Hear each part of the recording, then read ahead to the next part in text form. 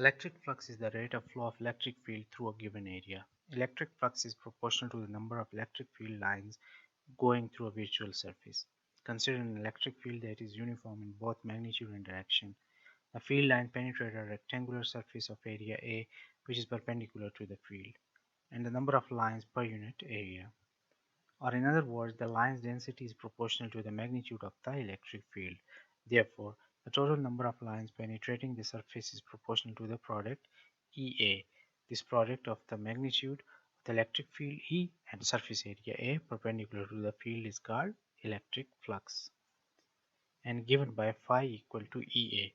And here the symbol is uppercase Greek phi. From the SI units of E and A, we see that phi has unit of Newton meter squared per coulomb. Electric flux is proportional to the number of electric field lines penetrating some surface. If the surface under consideration is not perpendicular to the field, the flux through it must be less than that given by our previous equation.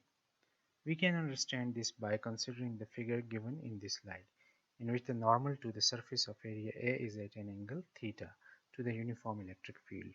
Note that the number of lines that cross this area A is equal to the number that cross the area A prime, which is projection of area A, a line perpendicular to the field. We see that the two areas are related by equation where A prime is equal to A cos theta. Because the flux through A prime, we conclude that the flux through A is phi equal to EA prime, which is equal to EA cos theta. From the result, we see that the flux through surface of fixed area A has a maximum value EA when the surface is perpendicular to the field. In other words, when the normal to the surface is parallel to the field, that is theta equal to 0 degree, and the flux is 0 when the surface is parallel to the field. In other words, when the normal to the surface is perpendicular to the field and the theta equal to 90 degree. In more general situation, the electric field may vary over a surface. Therefore, our definition of flux given in previous slide has meaning only over a small element. Each area, delta A, the variation in the electric field over one element can be neglected if the element is sufficiently small. It is convenient to define a vector delta AI whose magnitude represents the area of ith element of the surface and whose direction is defined to be perpendicular to the surface element, as you can see in the figure. The electric flux delta phi through this element is delta phi equal to EI delta AI cos theta, and in vector form EI dot delta AI, where we have used the definition of the scalar product of two vectors A dot B equal to AB cos theta, and by summing the contributions of all elements, we obtain the total flux through the surface. If we let the area of each element approach 0, then the number of elements approaches infinity and the sum is replaced by an integral. Therefore, the general definition of electric flux is phi equal to limit del A of I approaches to 0 summation of EI dot del AI, and this is equal to integral of the surface E dot dA. In this equation, surface integral, which means it must be evaluated over the surface in question. In general, the value of phi depends both on field pattern and on the surface.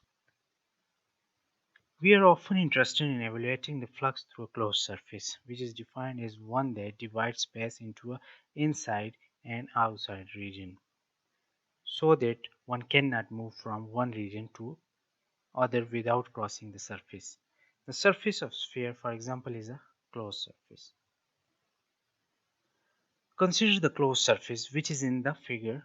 The vector del AI point in different directions for the various surface elements, but at each point they are normal to the surface and by convention always point outward.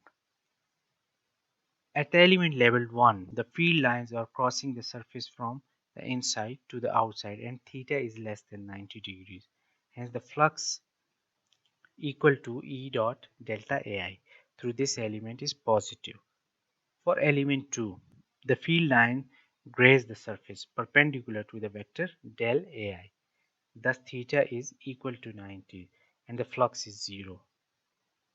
And for element such as 3, where the field lines are crossing the surface from outside to inside, it means theta is less than 180 degrees and greater than 90 degrees, and the flux is negative because cos theta is negative. The net flux through the surface is proportional to the net number of lines leaving the surface, where the net number means the number leaving the surface minus the number entering the surface. If more lines are leaving than entering, the net flux is positive. If more lines are entering than leaving, the net flux is negative. Using the symbol of integration over a closed surface, we can write the net flux phi in the given equation.